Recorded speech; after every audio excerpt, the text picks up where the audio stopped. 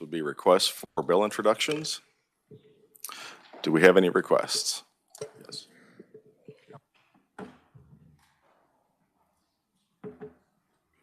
Hello, committee. It may feel like Groundhog Day for some of you. Jessica Lucas, Friends of Cedar Crest Association.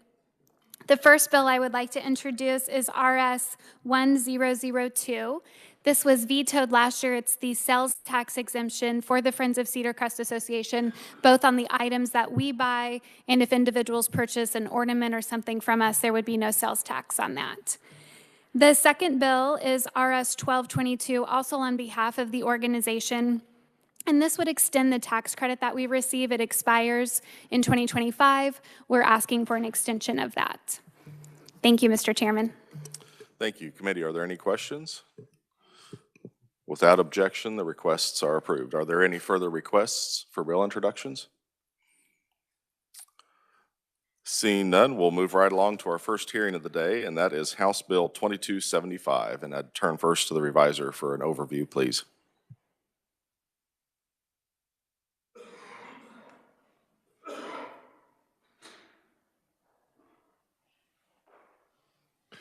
Thank you, Mr. Chairman. House Bill 2275 provides countywide retailer sales tax authority for Finney County by allowing the County Commission to approve a resolution that would submit to the electors a proposition to impose a countywide retailer sales tax an amount of 0.5%, and pledging the revenue received therefrom for the purpose of financing the construction or remodeling of a courthouse, jail, law enforcement center, facility, or other county administrative facility. Revenues generated from the imposition of this tax would be retained by the county and expended only for the purposes for the revenues as was pledged. And with that, I'd be happy to stand for any questions. Thank you, Mr. Siebers. Committee, is there any questions? Representative Smith. Forgive me for not listening. Did you say a half cent or 1 cent or? It'd be 0.5%, 0.5%. Thank you. Thank you. Seeing no further questions, thank you, Adam. Committee, these are standard sales tax authorities. The fiscal note is essentially the local tax. This is not imposing a tax. This is allowing the authority for the public or for the county commission to have a vote. So unless Kathleen's really wanting to hop up and talk about the fiscal note, we'll move right on to the proponents and welcome first to committee Representative Pishney.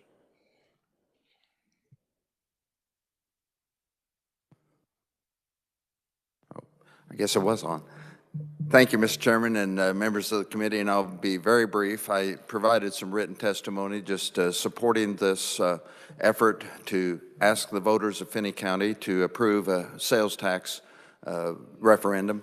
And it's a project that's been deferred maintenance for quite some time, and you'll hear more from the current chair of the county commission, but I've served on that county commission for 10 years, and for a number of those years we talked about these renovations, and it's a facility that benefits both Finney County and the city of Garden City, as well as others in southwest Kansas regarding the jail itself. So we've got a jail that was not built in the proper place. It's on the top floor, and all the things that are leaking through from the toilets and everything are down on the records and the patrol officers and that kind of thing, and it's just become something more it's just worsened over time.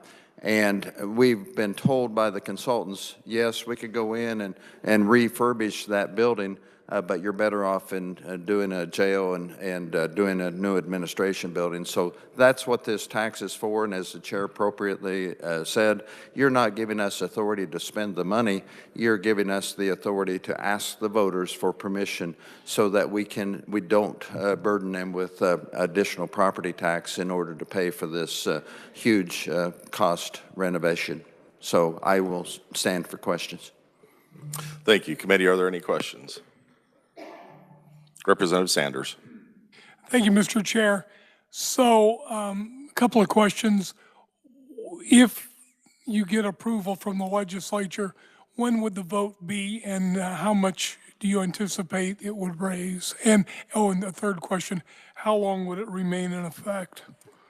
I'm not exactly sure the answers to those questions. The current chair may be able to answer those in his testimony here in just a little bit, but it's my understanding that we would try to get this on the ballot in November of this year, or maybe it's earlier than that, but I'll let him answer that. And the last number I saw as far as the cost of the project was somewhere around $60 million, and I don't recall exactly and again, I'll defer to the current chair, how much our sales tax brings in each year, but the way this is worded is until the project is finished.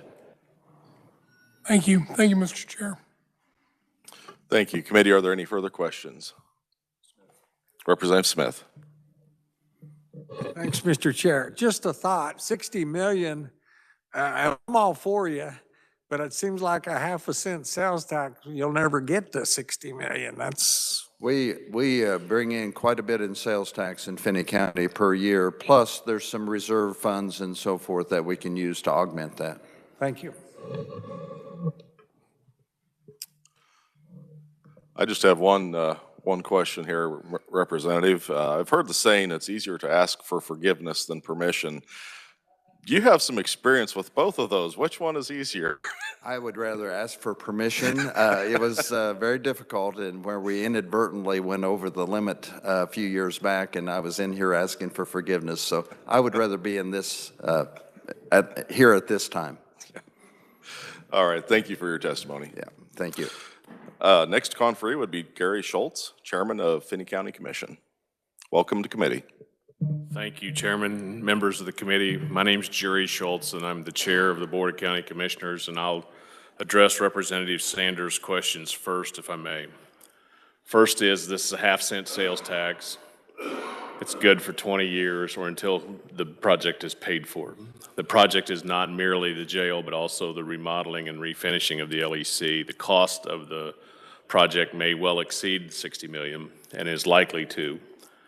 The sales tax that we're asking for, the half-cent sales tax, will generate somewhere around $6.1 million a year. Garden City, Finney County had over $1.1 billion of sales last year, and so the half-cent sales tax will provide us with adequate financing to make this work. That means that the state coffers received from Garden City about $54 million last year alone. So this authorization is designed to help us go to the voters, share with them the vision of providing a jail facility that will last for the next 43 years.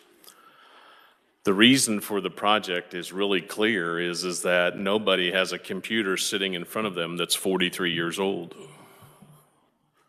When we have innovation and security in a new modern jail facility, I think the taxpayers deserve the opportunity to be able to see what we can do in the modern era. And this sales tax project, I know I submitted written testimony and had prepared remarks, but you have to understand that giving a microphone to a lawyer leads to this. We need your help for the authorization to do this. And it was no fun in 2017 to ask elected officials like Representative Pishney and others to come up here and get this corrected when we had made a mistake. We're trying to do it the right way for the right reasons. And I trust our voters will have the ultimate authority to make that decision, and we ask for you to give us the chance to provide incredible economic growth for our region, continue the economic engine that, quite frankly, is the best in the state. And I want you to know that your time and efforts today are greatly appreciated by all of us in government and at the local level. I can't tell you enough how much I appreciate how I was treated in this House today, and all the people here, including Senator Clifford from Garden City. It's an honor to be here to see democracy work. I'll stand for questions, sir. Thank you very much, Commissioner. Committee, are there any questions? Representative Wolf. Thank you, Chair. My question is, do you currently have any tax that the county receives, and if so, how much, and what is that used for? We have 4 different sales tax items. One is a quarter-cent sales tax that we're using to fund an EMS and county health building that's in construction phase, well, it lets this month. And we have our meeting on Tuesday to determine what the size of that total project is under a construction manager at risk contract. The other sales tax items that we have, the one that caused the problem in 2017 is a 30-cent sales tax in cooperation with the city. It funded projects at the zoo. It proposed and we built a new firing gun range for use by all of law enforcement in Southwest Kansas, not just Garden City and the sheriff's office. We provided opportunity for signage along our really busy highway, 156. Then the last project was the fire station number 3 for use by the city, but it also contains 2 bays for EMS center, and we expanded our EMS services in the county to both sides of town. And this new fire station number 3 that the 30-cent sales tax paid for is a modern facility. It has containment facilities in the event that our EMS and first responders get exposed to hazardous materials. It has the wash down, dry down, the chemical things that our first responders deserve and provide for their safety when they are called to danger. Thank you very much. One more question. So if I went to Garden City, what sales tax percentage would I be paying right now with everything? With everything around 9.6%. Thank you. That includes this. Okay. Any further questions, committee? I don't have a question, but I do want to make a statement because we've had this happen in the past, and Department of Revenue might correct me if I'm wrong, but if this does go on the November ballot, there does need to be 90 days notice on rate changes, so it could not take effect January 1st. That March 1st date should be, just when you're writing the question for the ballot, make sure that we don't start that too early before we actually have the authority to collect that. That's really good advice because our administrators on top of it, we won't see any money from this sales tax until the April receipts are returned back to us. Okay, great. But we appreciate the heads up, by the way. Well, it goes back to that it's easier to ask for permission than forgiveness. Well, and taxpayers, the citizenry needs to understand how sales tax dollars are collected and how and when they're paid, and there's a formula for that, and it's appropriate that we address that now because the taxpayers should have that question before they vote on the referendum. Should this committee and the legislature grant our request? Certainly. Seeing no further questions, thank you for your testimony. Thank you. Committee, I'll also draw your attention to written-only proponent testimony from Jay Hall. Is there anyone else wishing to appear as a proponent?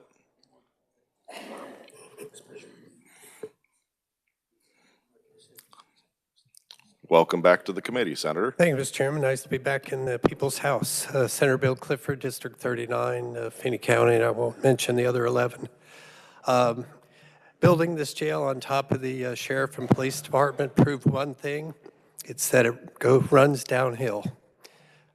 We need to change this for hygienic reasons, for the safety of our law enforcement personnel, and really for the care of our inmates. So thank you very much. Thank you. Are you willing to field any questions? Should there be any? I'd rather not. Are there any questions? I think we got most of them for Representative Pishney, so. Seeing no questions. Thank you, Mr. Chairman. Thank you, Senator. We do not show any neutral or opposed testimony. Is there anyone wishing to appear as an opponent or neutral testimony? Seeing none, we'll go ahead and close the hearing on 2275 and now turn our attention to resolution HCR 5011. And I'll turn to the reviser for a briefing on that, please.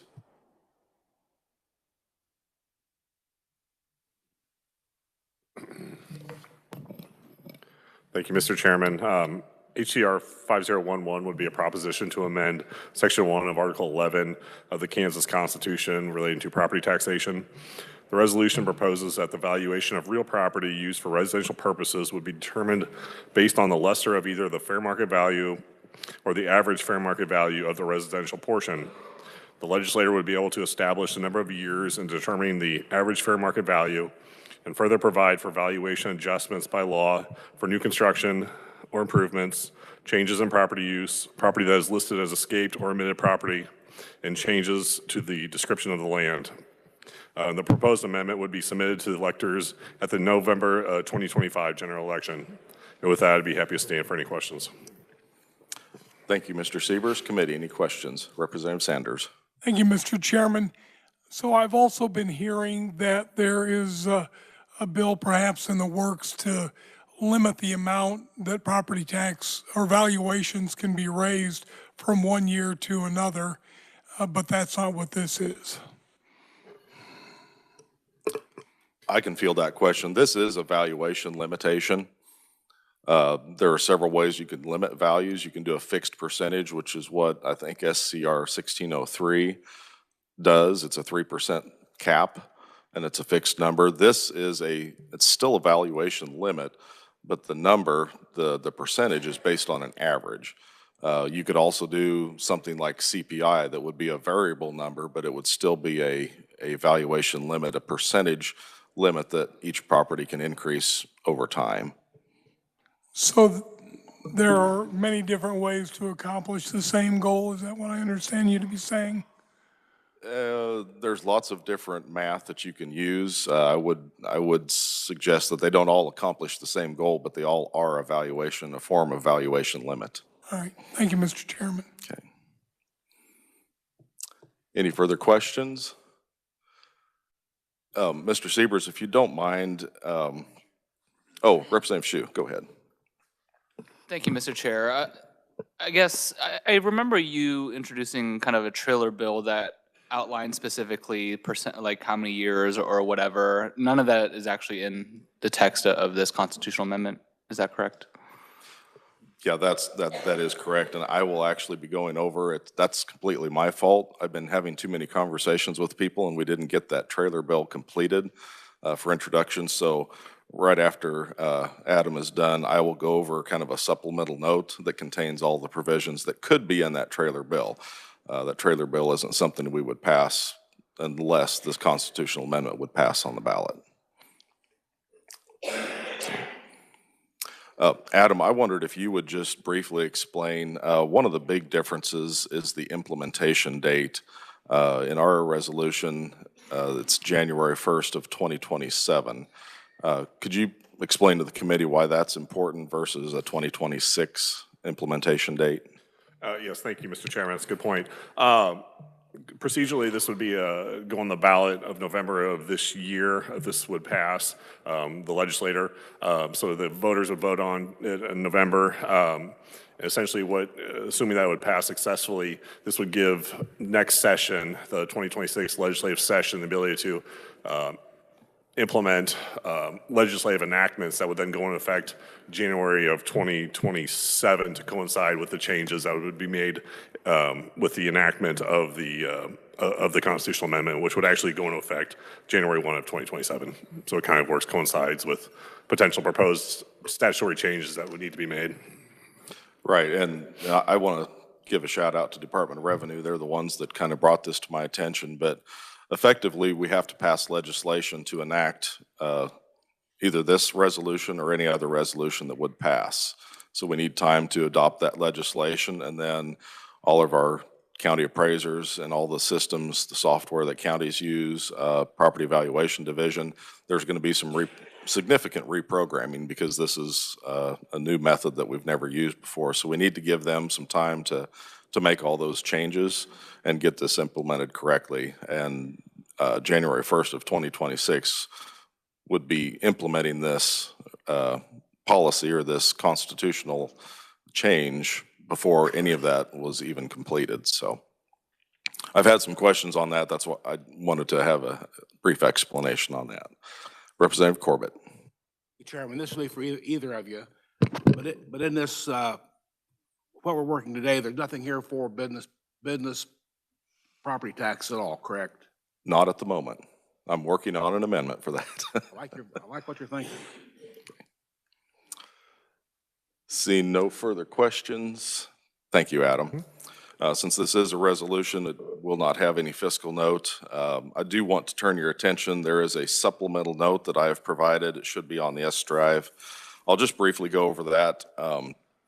Again, I accept full responsibility for not getting this into bill form, and I intended to kind of have it introduced and have it publicly available, so all of the conferees would have this information at their fingertips. And essentially, throughout my conversations on trying to make sure I got this right, I delayed it too long, and we were not able to get that bill introduced. It will be public at some point, hopefully with a few more tweaks, and we'll get that readily available. I'll just go over the bullet points there. Again, no action would be taken on a trailer bill or a companion bill unless the amendment would pass, and then we would have to address some enactment and implementation legislation. I'm proposing that the length would be 6 years. If you remember last year's resolution, it was 10 years. It was pretty obvious that that creates a significant lag, and the 6 years matches up fairly well with the reinspection schedule that appraisers have to do currently. So I chose 6 years to put in there. Again, it would be up to the legislature next year if this should pass to solidify any of this information. The fair market value in an averaging system would still be calculated each year as it's currently done by the appraiser. The new taxable value would then be calculated using the average of the most recent 6 years. The transition from the current system that we have of fair market value every single year into a rolling average, if you have a property valuation that's increasing gradually, if you move immediately to an average, you're going to lose a significant amount of valuation, a significant amount of tax base. So in order to avoid that sharp reduction for our local governments, it would be phased in. So the first year, it would be fair market value the way it is now. The second year, it would be a 2-year average. The third year would be a third-year average until you get that full 6 years of parcel history. And at that point, it can move forward with the 6-year average. The taxable value, this is an important piece to make this work. When you're using an average, there could be, if your property would drop in valuation, there could be a chance that the average value is actually higher than the current fair market value. So we did put a lesser of clause in the constitutional amendment that said it's either fair market value or the lesser of the fair market or the average. So if a property was demolished or significantly damaged by a storm or a fire or something, they're not having to pay that higher value. It would immediately drop to what that lower fair market value is. There's also provisions in there on how to handle new construction, remodeling of properties, how the appraisers handle splits and combos when a parcel is actually changed. If a parcel is escaped or omitted, if it's either through an error, intentional or unintentional, we do have situations like that. And also changes of ownership and legal description. It kind of spells out how those are handled, mostly phasing in. If there's a major change in a property, it uses that same phase-in strategy. But that is the basics of what's going to be contained in that bill once it's turned in and released to the public. We probably won't have a hearing on that unless the amendment would actually pass on the ballot, though. But I'd be happy to take any questions that anybody has. Representative Francis. Thank you, Mr. Chairman. I assume multifamily apartment complexes will be covered under this? I think I might turn to the reviser. That is language strictly out of that Class 1, subsection 1 of the Constitution, so I believe those would be included. I get confirmation from the reviser. Okay. And then mobile homes would not be covered because they're personal property, is that correct? That's also another amendment I'm working on because there are some situations. Personal property is on a depreciation schedule, but it's not a flat depreciation. So I didn't realize that until I dug into this a little bit more and had those conversations with the appraisers. But there is a chance that residential mobile homes could go up in value even though they're depreciating. So I will be having an amendment drafted to account for those. Okay, thank you. Representative Wolf. So did I understand you correctly when you said if there's a significant improvement in the place, like they remodel it and everything, does that start then at year one again? Yes, Is that how would, worked? again, that, if we pass this language, if it increases the value of the property by more than 50%. 50%? So if you just do a little small remodel or build on a porch or a deck or something, that's probably not going to have a large increase. That'll just get built into the average. If it's a significant addition, you're putting on a new garage or adding on some bedrooms, it's probably going to be a fairly significant, it would bump it up immediately to that full fair market value. And then the averaging would start being phased in again from that point. And with if it traded owners, whatever they paid would be their fair market value, and then go from there, that'd be year one? Actually not. That would continue to be in the averaging process, and if the sale value of the home made it into the system where it was accounted for, that would slowly be built into the average. Thank you very much. Representative Sanders and then Francis. Thank you, Mr. Chairman. So I'm just trying to understand the mechanics of this. So I understand that we need to pass, if the House is willing, the amendment language. So at what point would you be offering the trailer bill, assuming the amendment language passes? It would be at the beginning of session next year. Thank you, Mr. Chair. And the reason for that is you want to leave yourself a little flexibility in the Constitution. If you're changing the Constitution, you don't want to put a lot of rigid parameters in there, because if you get into it and you realize something doesn't work, you've now got to have another constitutional amendment to change it. If you just provide the legislature the authority to do that in statute, it makes that process a lot quicker and flexible. So if we do pass this on the House floor, this amendment would be decided in November? Correct. It would be on the ballot in November. In ballot in November. Okay. Thank you, Mr. Chair. Representative Francis. Thank you, Mr. Chairman, and thank you for your work on this. I know you've put a lot of thought into it, a lot of late nights. Have you thought about how house flippers could be impacting new purchasers? In other words, you've got a house that a guy's bought to flip. They close on the house, and then what? Probably next tax statement, it goes to the new value if there was substantial rehabilitation. Yeah, if it was a substantial remodel, yes. Representative Carlin. Thank you, Mr. Chair. When you were talking about the valuation being, if it's 50%, I wonder, can you explain how that is established? For example, if I have a $250,000 house and do $100,000, of renovations, are you going on the cost of the remodel, or are you going on the new appraised value, or where is that? How is that figured? Certainly. I'm not good enough at math to do 250,000, but if let's say you had a $100,000 property, your renovations, you did $30,000 worth of renovations, that would be a 30% increase, so that would not bump it up to the immediate full fair market value. If you added on a garage and did some significant other renovations and bumped it up to 50,000 or more, to where it's now worth 150,000 or more, that would immediately bump it up.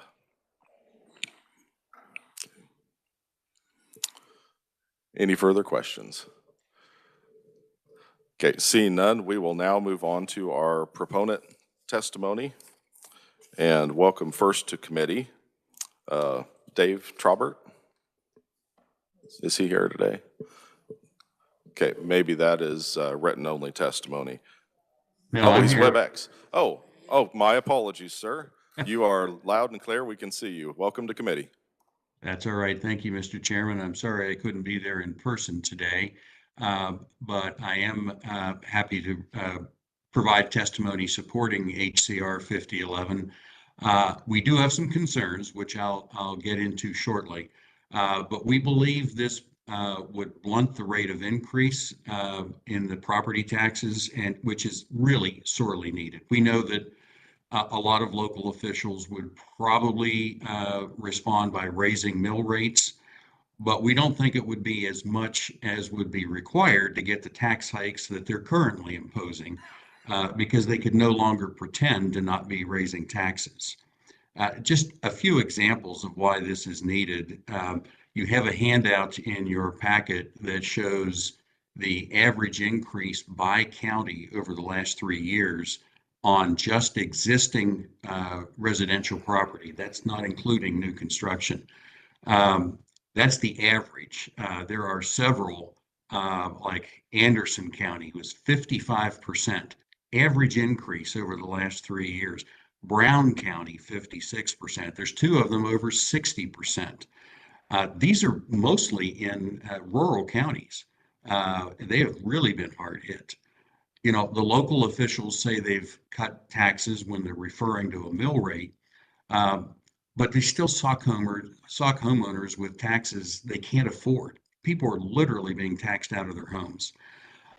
You would also note in my testimony there, the written testimony, we showed that the burden paid by homeowners of the total property tax bill has gone from about 39% in 1997 to now 55%.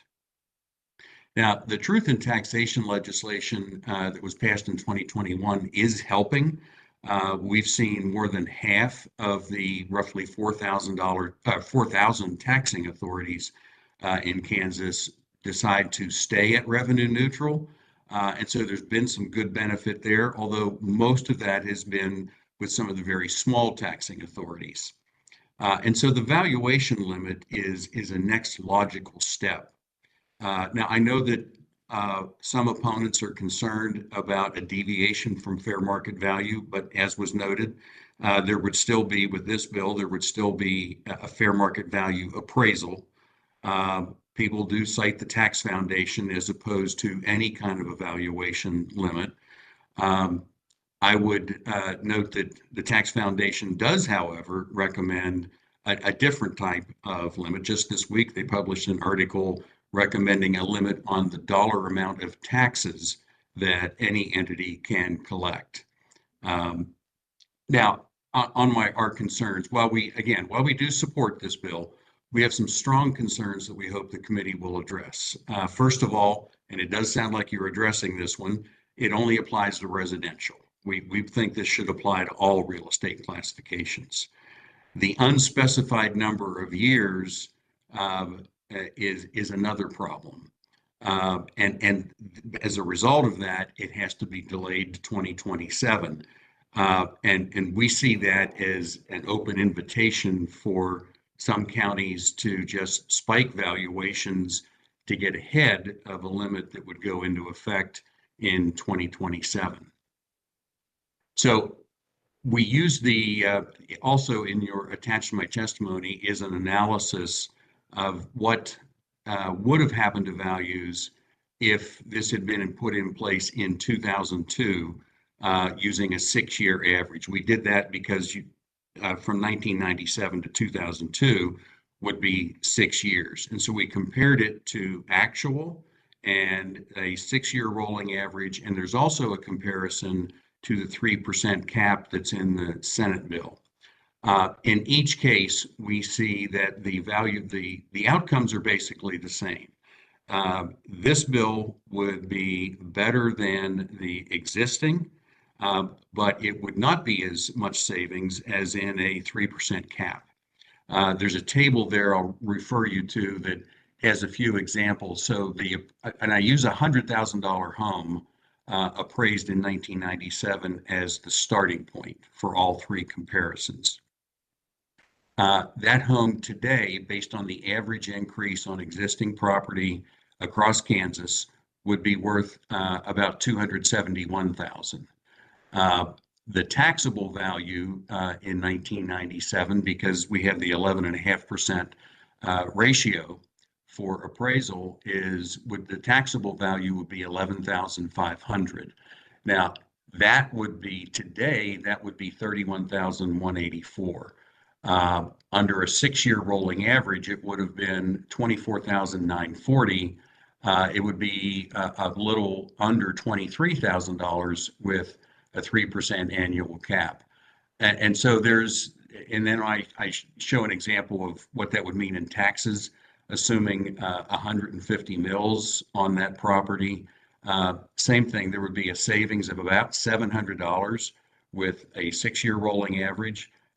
There would be another $200 to $300 savings if the 3% cap had applied. Now, in each case, I assumed that because you had the bill says the average or actual, whichever is lower. So I interpreted that to be the 6-year average or the current year change, whichever is the lesser of the two. And that's how that analysis was provided. So we do have those concerns, and we certainly hope that the committee will address them.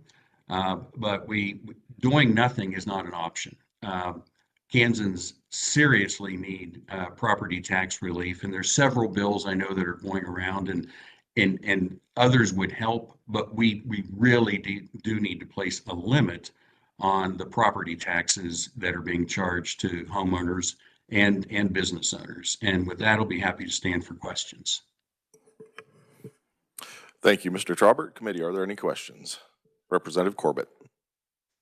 Thanks for coming, Dave. The question I have for you, when you try to go back and explain this to your constituents, does the Senate 3% cap, or does this plan, which seems to be the easiest to explain, and which do you think, when the dust settles, will give the Kansans the best deal? That's what's kind of, I'd like to know. Well, that's a great question, Representative. In terms of explaining it, I think whether it's 3% or some other number, a fixed cap is always going to be easier to explain. And looking historically, as I've shown in my testimony, a 3% cap would also save more than a 6-year rolling average looking back over the last 27 years. Any further questions, committee? Representative Sanders. Thank you, Mr. Chair. Thank you for being here, Mr. Traubert. Would you like to see property included in this? Not only personal property, but business property included in this? I think, yes, we would like to see all classes of real estate included, as well as mobile homes. As was said earlier, personal property is on a depreciation basis. Mobile homes, because they're also really residential, we'd like to see that included, but not necessarily the other personal property classes.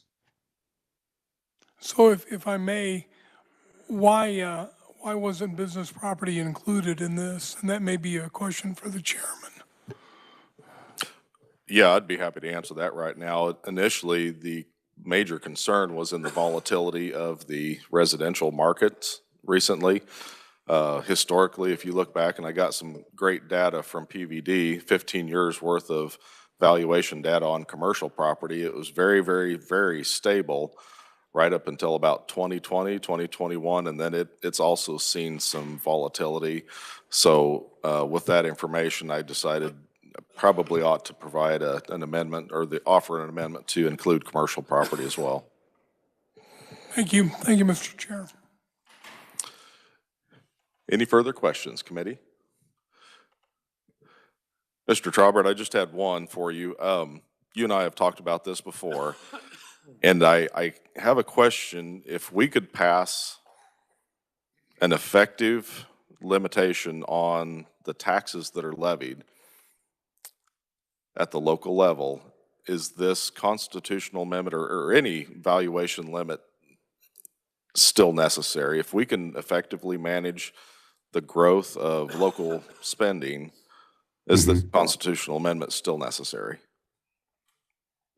I think so, because limiting the dollar amount, for example, if we had a 3% cap on the tax collections that any city, county, or other jurisdiction could take in, we'd be fine allowing it to go higher with voter approval. A 3% tax would limit what the total can come in, or 3% limit, but there could still be very strong fluctuations in individual values. So it could be that the best protection for taxpayers would be to have both. Okay, thank you for that. I appreciate it. Any further questions, committee? Seeing none, thanks again for your testimony, Mr. Trabert. Thank you. Next, I'd like to welcome Commissioner Aaron Mays. Welcome to committee. Thank you, Mr. Chairman, members of the committee. My name is Aaron Mays. I'm a county commissioner in Shawnee County. I rise in support of this, although I do have a couple of caveats with that. A lot of my support is contingent on the companion bill that is coming. I think that a phased-in approach is the smartest way to do this.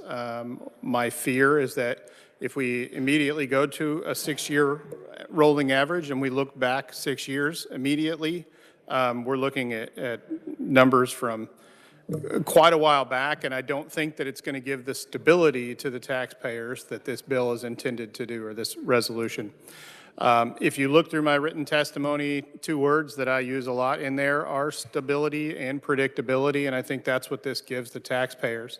I campaigned last year along with many of you, and one of the things that I hear at the county level, you know, our return address is on all of the valuation notices that come out, so I'm usually the first person they call. It's the sticker shock that really upsets the taxpayers more than anything.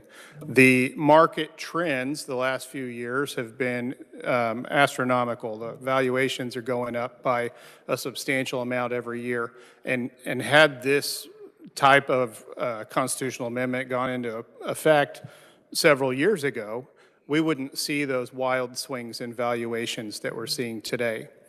And so I believe that this resolution would provide a lot of that stability, but I think it also does this in an honest way, in that we are not artificially suppressing the valuations of people's homes.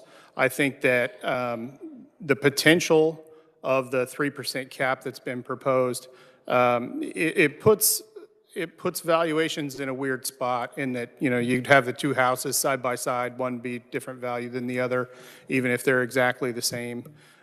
This wouldn't do that, because it would take into consideration the actual appraised value, although it is sort of, you know, averaged out, and so there would be a lot less fluctuation in the value from year to year. I think it would help taxpayers, as well as help local governments plan for future budgets when we have a better idea of what we're going to receive year after year.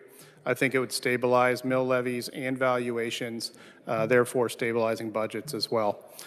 It's not going to solve all of our property tax problems in Kansas, but I think it will add stability. And so that's kind of where I'm coming from, and I'm happy to stand for any questions.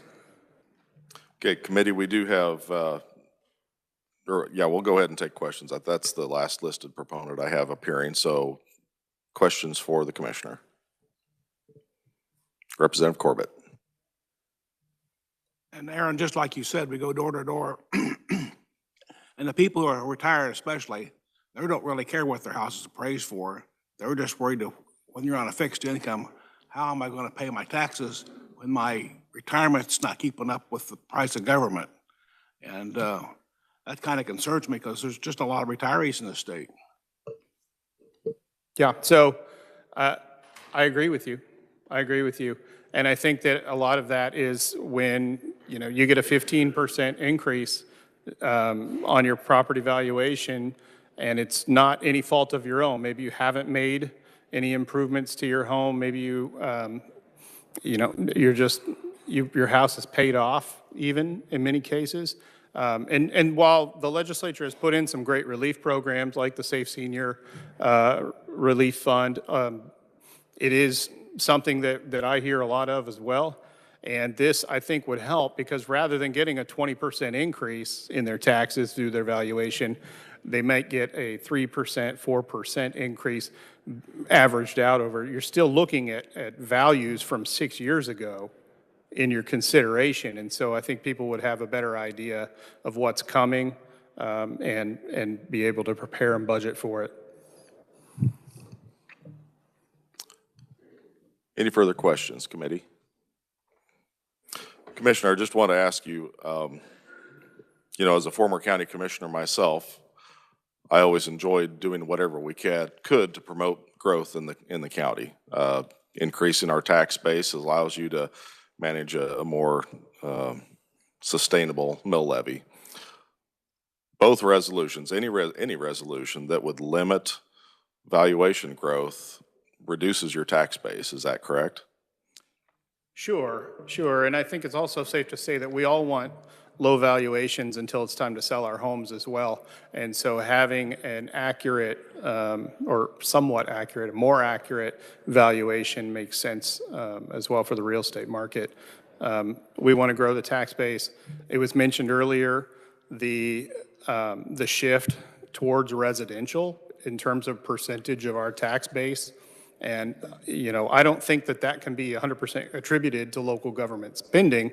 There have been several mechanisms for tax relief that have been taken away over the last 20 years. And I don't want to beat a dead horse here, but, the LAVTR, the City County Revenue Sharing Fund went away. The taxation of commercial machinery and equipment went away. And those tax cuts, while great for the business community, it did shift the burden more to residential. Could you spend just a moment and explain how, when you have a smaller tax base, you still have to pass the same budget? What happens to the mill levy? Right. So when we look at property taxes, valuations are only one component in the formula. So if you think of it like a seesaw, you've got the budget in the center, and then you have valuations on one side, the mill levy on the other.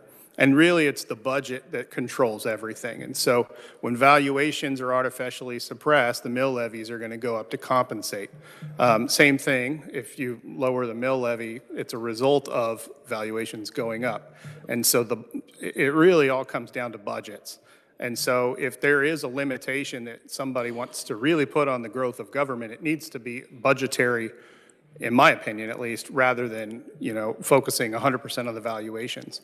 I think we hear a lot about valuations, and a lot of the reason that we hear that is because people get a lot of mailers from their county government telling them what the next year's valuation is. Then they get their first half tax statement, then they get their second half tax statement. They're told a lot of times about the valuations, and I think a lot of people, that's where the focus has been. But again, it's only one component in taxation. And yes, the more we can grow, not necessarily grow the population, but grow the tax base, the better it is for everyone. Seeing no further questions. Oh, Representative Sanders. Thank you, Mr. Chairman. Would you concur with the previous proponent that this is a way to hold local government officials responsible for if they want to raise taxes to meet their local budgets? Is this a method to do that? I think we already are held accountable by our constituents. We're all elected officials. Many elected officials got voted out this year. Many will 2 years from now. I think that the local governments are held accountable. In fact, I would say that they're held accountable in a very heightened way. I mean, we are, as local government officials, as close to our constituents as anyone. I mean, if you're on a township board or a school board, you're talking about a neighborhood typically that you're working with. Those people know you, you know them, and if they don't like what you're doing, they'll vote you out. I think that is the accountability as the elections. If I may, Mr. Chair, but I guess the point that he was trying to make was that local officials can say, well, we didn't raise the mill levy, therefore we didn't raise the taxes. But if the valuations were capped either at 3% or with a 6-year rolling average or whatever, then in order to get to the budget that they believe they need, they'd have to raise the mill levy. Would you agree with that? I think there's a lot of assumptions in that statement. I've never been dishonest with my constituents before. I've never claimed to have lowered taxes in a year where we didn't lower taxes. If we did lower the mill levy, I'm happy to say that we lowered the mill levy, but I don't say that we lowered taxes if the taxes actually go up. If there are people doing that, then that's a story for another day, but I think it's anecdotal. I don't think it's necessarily the case. I think there's also a common narrative that is inaccurate as well, that local governments have something to do with the valuations. Our appraisers work for the state of Kansas. We don't tell them how to appraise property. There's a formula that they have to follow. And I have never involved myself in the appraisal of a property, nor do I ever plan to. So it's another common narrative, but it's factually untrue. And I mean, again, I can't speak for other government officials, but in Shawnee County, that's not how we do it. So how would you define whether or not a commission has raised or lowered taxes? If your budget goes down. I mean, that's, again, it goes back to what I was saying. There's three components in property value and property taxes, and I think the budget is kind of the linchpin that everything hinges upon. Thank you, Mr. Chairman. Thank you, sir. Okay, seeing no further questions now, thank you for your testimony. Thank you. That is all that I have showing as appearing before the committee. Is there anyone else that wishes to appear as a proponent? Draw the committee's attention to written testimony as proponents, and we have multiple neutral testimonies, and would like to welcome first to committee Eric Stafford.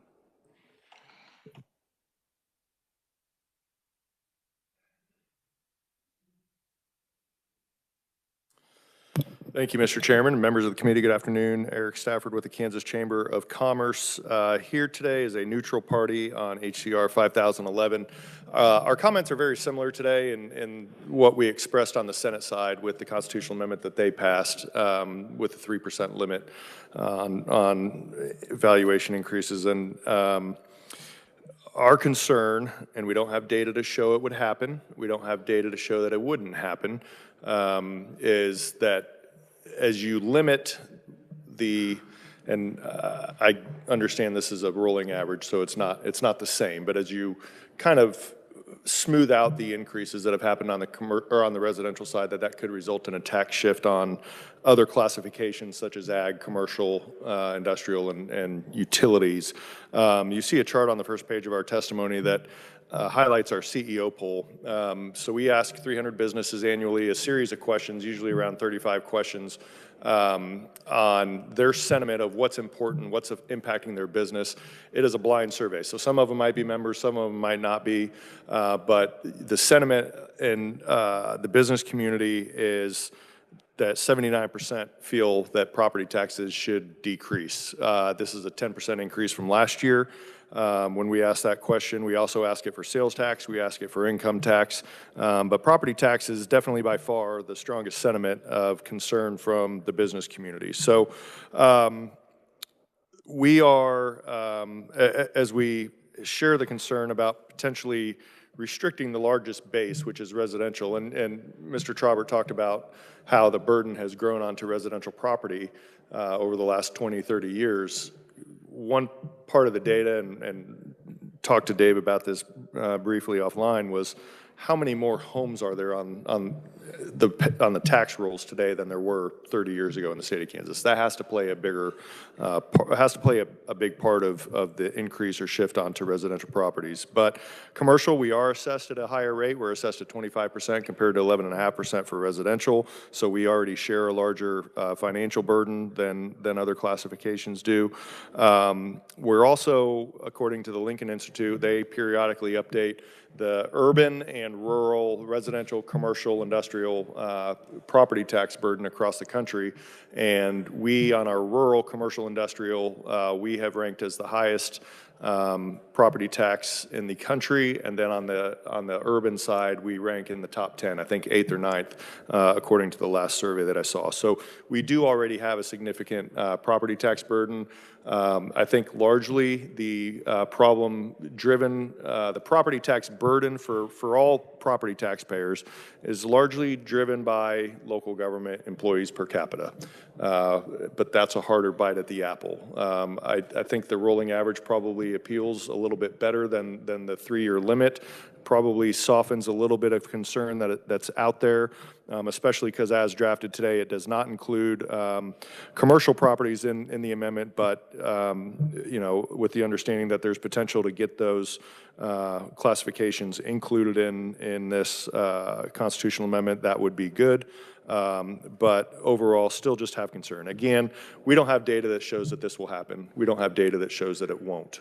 So we just are sensitive to it. A lot of the property tax issues that you guys deal with in terms of the frustration of taxpayers, it's out of your control. It's a local government issue, but you know, until somebody wants to really look at the 105 counties and 4,000 taxing jurisdictions, you know, as a taxpayer, have bigger beef with unelected authorities having the ability to raise my property taxes without going to a vote of the public or themselves being elected. But that's a structural change maybe we can consider in future years. But that really summarizes our concerns that we wanted to express today. But again, I come from a spirit of good intentions. We know that this is where this is coming from because our businesses do feel the same burden that your homeowners do on their property tax burden. So happy to answer any questions, Mr. Chairman, but appreciate the opportunity to be here today. Okay. Thank you. Committee, are there any questions?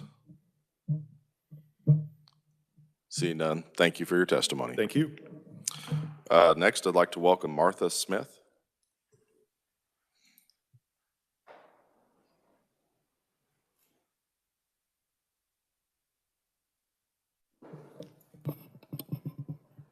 Thank you, Mr. Chairman, members of the committee. I'm Martha Smith. I'm with Kansas Manufactured Housing Association, and I think the chairman and Representative Francis beat me to the punch. We would like to ask that personal property manufactured homes be included in this. We do have members that go through all the way through the appeals process, all the way to BOTA. So they do, not all of them, but some of them do appreciate. So we'd like to be included. Thank you. Committee, are there any questions? I guess just a statement. I think probably the trickle-down effect of the regular permanent home market being so high, it's probably shifted a little bit more demand onto the mobile home industry and manufactured homes. So. Absolutely. Absolutely. We're affected by all of the factors that impact regular site-built homes too, so absolutely. Correct. Okay. Thank you. Thank you for your testimony. Next, I'd like to welcome Shannon Kimball, KASB.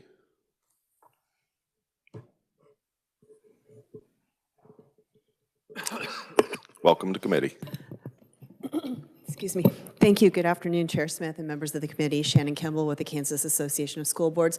We appear as neutral today just because we wanted to share our member priorities with you. As I think you have heard before, our members have asked us to advocate for tax policy for the state that achieves a balance of revenues from sales, income, and property taxes, and also ensures that those revenue sources are sufficient to support high-quality public services, including high-quality public schools. This amendment would appear to do something that I think our members would appreciate, which is evening out, smoothing out those changes in valuations. We are all concerned about property taxes, and we think that that is a positive. The rolling average kind of mechanism makes sense in this context, as we've seen that it is used in agricultural land valuations. And we just appreciate the opportunity to share those thoughts with you and just encourage you to keep in mind the need to continue to have sustainable, reliable, and predictable revenue sources for our public school services. Thank you very much. Thank you. Are there any questions, committee? Quiet bunch today. All right. Thank you for your testimony. Next, I'd like to welcome Aaron Popelka. Glad you made it in. I know you were being two places at once today. So, Thank you, Mr. Chairman, and thank you for helping me out with the order. I got done testifying on a milk trust bill, so in ag. So I'm Aaron Popelka with the Kansas Livestock Association, representing our 5,700 members across the state involved in the livestock industry, and appreciate the opportunity to share our views on this bill. I think where I want to start first off is, and I think some other conferees have said this, I want to be clear that if this amendment is enacted or passed and enacting legislation occurs, it will not result in lower taxes. Okay? It will just rearrange who pays how much. And part of that is, if you go back to the formula, that property taxes are a function of the valuation times the assessment rate that's set in the Constitution times the mill levy. Other than the 21.5 mill levy that you all set, about 85% on average is set by local taxing authorities. That is based on the budget that they enact every year. Once they enact that budget, it goes to the county clerk, and the county clerk applies the mills according to the amount of value in the taxing authority. And so the reason why we're here in neutral on this bill, we were opposed to the 3% cap because when you looked at what the 3% cap did, is it artificially suppressed valuations and would result in an immediate shift of higher taxes onto agriculture and commercial property. And I have, if you're interested, I worked with PVD over the fall to get some of those numbers, and you can see them. That we think with this rolling average is probably a better way to smooth out some of the peaks that you see in valuations. Give, I think one of the proponents mentioned a little more predictability as to your values. And also, as is noted, we in agricultural land, I should say, benefit from an 8-year average. The one difference is our 8-year average does not have the lesser of language. So we get to go up, and then we get to go down really slow if we have decreases. And so potentially this could be one advantage to homeowners in doing this.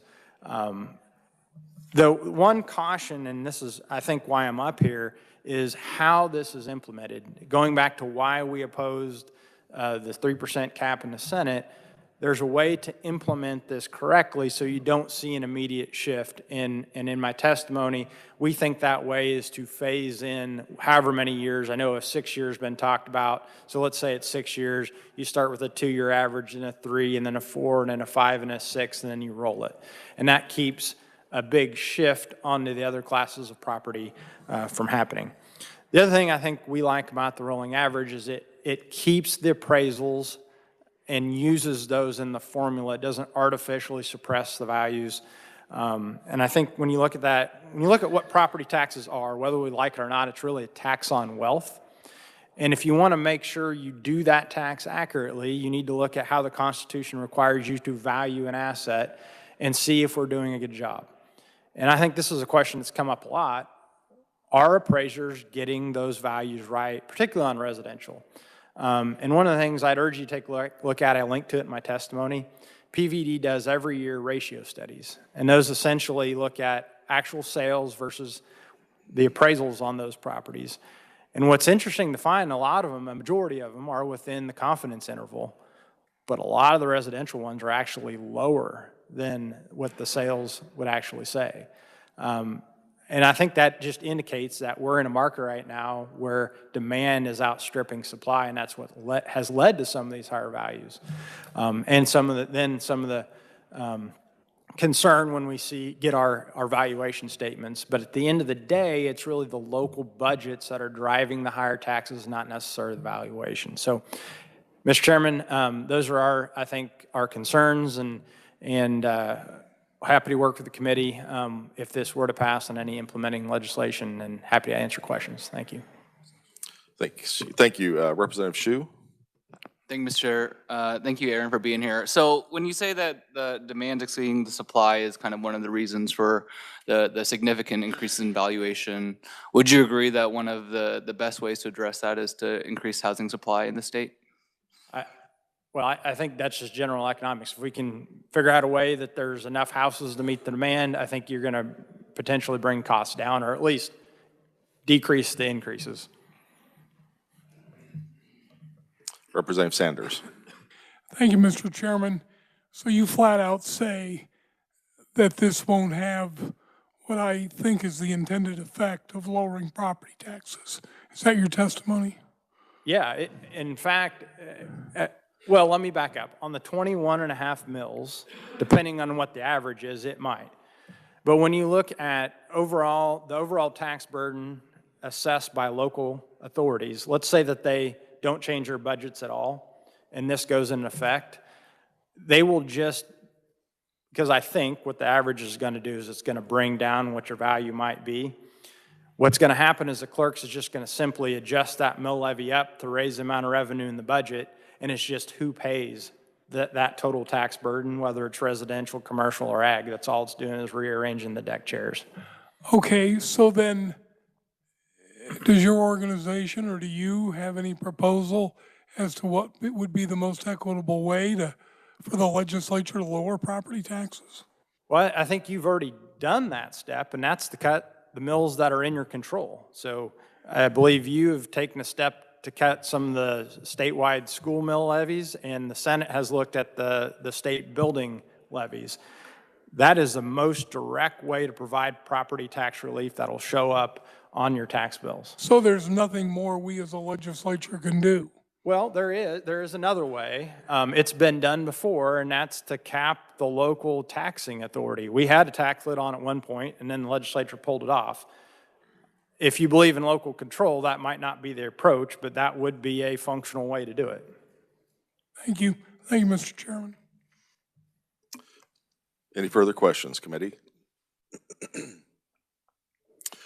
Mr. Propelko, you kind of referenced the fact that this is kind of a tax shift. You mentioned a shift onto ag land and onto commercial property, but it would also be true. I want to make sure we understand this is about equity for everyone, because there are times in ag land where ag land can see 10, 15, 20, even 25% increases.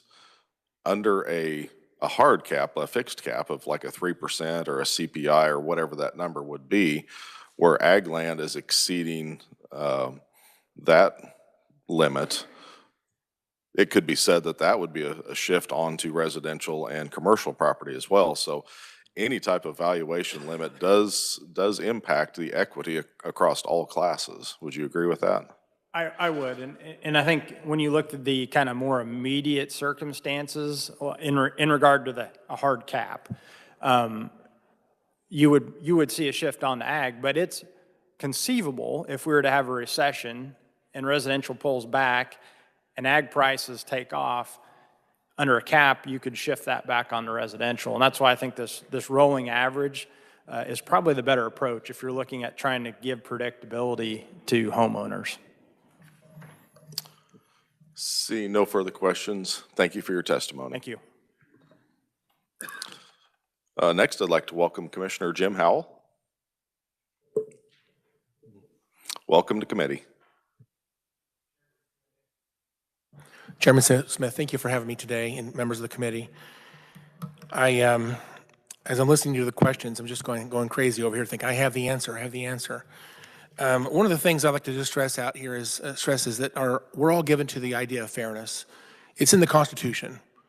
The idea of uniform and equal is a principle in our state's Constitution. So our fairness principle is what's driving this. We know there are some people out there that have spikes in their evaluation, and that could be appreciation, it could be an error of the appraiser, it could also be a correction in the data. And that happens many times where someone has been undervalued and they see a correction in their data. Regardless of the cause, we hear them loud and clear. They speak up. They're the ones we hear from the loudest, because they say, and I had in my testimony here, one One member, one constituent just the other day told me my value jumped 22% in 1 year. I checked it and they were correct. But the reality is their property had been undervalued for quite a long time. And this was a correction in their appraisal. And how do I know that? Because I check a lot of different sites and looked at comps and things like that. And I believe the appraiser actually still has their value lower than market value. But the spike is what caused the conversation. That's why we're here today. I'll tell you, I do what's called a tax talk from time to time. I actually sat in your seats for a number of years. And I've been advocate for truth in taxation law we passed in 2012. I was advocate for the tax lid we passed in 2015. Actually provided some technical corrections to that law. It was adopted by this legislature. We know Senate Bill 13 passed. It's another type of truth in taxation. In other words, we've been trying year after year after year to solve this problem of property tax growth. And the reality is, we actually were very close to a solution. We had one little problem with that, and that's the tax lid. You guys have been talking about this today during your discussion today already. The tax lid had a problem, and that there was a public safety loophole, a public safety exemption in that law. So what actually happened was because money is fungible in the budget, they'd pull money out of the public safety budget and use that to fund other parts of government. Then they would raise taxes, raise dollars, if you will, in the budget to backfill the need for public safety. Out of 650 municipalities in the state of Kansas, in 5 years the tax lid was in place, I don't believe even one jurisdiction ever went to a public vote, which was required by the law. So the public safety exemption created a loophole. So what you have right now is we have hurdles. That's what Senate Bill 13 is a hurdle. We have loopholes, like the public safety exemption, and regardless, there is no teeth. I would suggest that the appraisal process actually isn't the problem. I know this entire discussion today is focused on the appraisal process. And if you want to look at my testimony, the previous speaker talked about the sales ratio study, top of my page 2. Sedgwick County's been at 91% this last year. In fact, the last few years, the highest we saw going back was 91.3% fair market value. As a municipality, we're not overtaxing, or not overpraising values. In fact, we're underpraising values. I want to just really point out, I think the most important, I'm going to come back to the one with the targets on it in just a second. Let's go back to the page 4. It's got a scatter graph. The reason the scatter graph is important is because this is every single home sale in Sedgwick County for a 12-month period. There's 4,182 homes that sold that year in 12 months. 87.6% of those properties sold above the county appraised value. Again, 87.6. Now, there are dots, and that green line on the middle, that's a 1-to-1 ratio. If you're on the green dashed line, whatever the county appraiser said it was worth is exactly what it sold for. The blue line that's solid above that shows you the average of the appraisals, or I should say the ratio between appraised value and sales price. Most of the dots, 87.6 of those, are above that green dash line. Now, there are some below the green dash line, and for those folks, I feel very sorry for them. They're very loud, and they should be loud. They have a bad appraisal for some reason. We said the house is worth more than what they were able to sell it for. That's number one, why we have an appeals process. Number two, the county appraiser is not perfect. He does his very best. The assumption that county appraisers are trying to raise tax dollars is not true. Their goal is to be as fair as possible. They're trying to provide a great appraisal for every property. Their job is not to raise tax dollars. If you ask them, they'll tell you that's their job is not to raise tax dollars. That's the elected officials. It is, what they're actually really doing is dividing the tax burden. You guys have already talked about this today. They're dividing the tax burden between property owners based on everyone's respective assessed value. The county commission is the one that raises the budget. And so we talked all around this today, but the real problem is our budgets are too big. We spend too much money. We do too many things. And that's the problem. We're trying to get to the assessment as a solution to what we think is too much property tax. We're not addressing the underlying problem, which is we spend too much. And the way I'd like to say we should fix this, and go to back the last page of my testimony. I don't want to read it out loud, but I'll just refer to this. The problem is not the appraiser process. There are some challenges with the appraiser process that should be addressed. I think there is too much variation. There is too much error built in, and we should address those things. And I think there's all kinds of ways of doing that. But this isn't the right solution, I don't think. What I'd rather see is a real tax lid without a public safety exemption. Take it to the people. Do I trust the citizens of my district to control the size and scope of their government and the services that they want? Absolutely. That is the answer. You've been this close. by the way, I don't know what we're going to get where I want to go this year. If 5011 was in front of me today, I'd probably vote for it because I want something to be done. I think there's a better way, though. The tax lid without any exemptions, put the voters back in charge of their government is the answer to the solution. Answer to the problem, excuse me. So many more things I'd love to say. I think I've spent enough time here today. I got more charts there. I have, and by the way, other ideas on how to solve property tax problems, not in today's testimony. If you want to get a tax talk, let me know. I'll come to your community and give you a tax talk. With that, Mr. Chairman, I stand for questions. Thank you, Commissioner, and I echo a lot of the things that you put in your testimony, and thank you for the tremendous amount of work that you've done here with the charts and graphs. We agree on a lot of things, so thank you. I appreciate it. First question, Representative Clayton. Thank you, Mr. Chair. So thank you for being here, and I enjoyed serving with you when we were in the House together, so remember that and appreciate your work there. So since you have served in the House, though, you can clearly understand a lot of the problems that we are dealing with. So a previous speaker at the bottom of his testimony, he mentioned that perhaps that this is just an issue of supply and demand. One of the main reasons why we are dealing with this jump in values for houses is because we have a housing shortage. One of the reasons why I think, we've got that really jumping, especially in Northeast Johnson County, is due to the amazing representation that we have up there, right, Representative Hsu? But as far as, taking the whole tongue-in-cheek attitude out of this, how can you expect any of us politically to survive a tax lid vote, especially one that exempts public safety? Law enforcement and public safety are tremendously popular in my district, and there are a number of taxing entities that affect areas in Johnson County and in some of our more populous districts. They are all duly elected people who win their elections. So to me, that doesn't seem very plausible to put something like that in effect, in particular, one that excludes public safety. So if you could walk me through, I see the graphs and I understand what you're saying, but I do not see how this can survive any political reality. And have you thought about that? Absolutely, and I love the question. I love serving with you, by the way. And I think the problem for housing actually is a big problem. And I'll tell you, with COVID, it was supply chain, it's labor, it's the Biden economy. There's a lot of the reasons why we've had a housing shortage in this country. I would tell you, as an elected official for my district, the number one thing, the most important thing to me and everybody who's elected, actually, number one thing is public safety. So again, I don't think they're going to get the cuts. We're going to have to find other places to cut what we do. So I know without a public safety exemption, okay, if I've only got so many dollars to fund my services, I will cut a road or bridge before I cut a sheriff's officer. Just make that clear. So I'm not going to cut public safety first. We have to prioritize what we do in government. And if I only have so many dollars, I will do those things in order, and public safety is top of that list. And so at the end of the day, we'll have to cut what we spend, and those things that are most important will still be funded. And I do realize that, and that it's very applicable for your district. I'm going to sound like an elitist here, but I don't care. In my part of the state, we like really, really nice things, and telling them that they just need to cut and significantly lower the quality of life is not plausible for my constituents. I feel like this plan that has been presented is.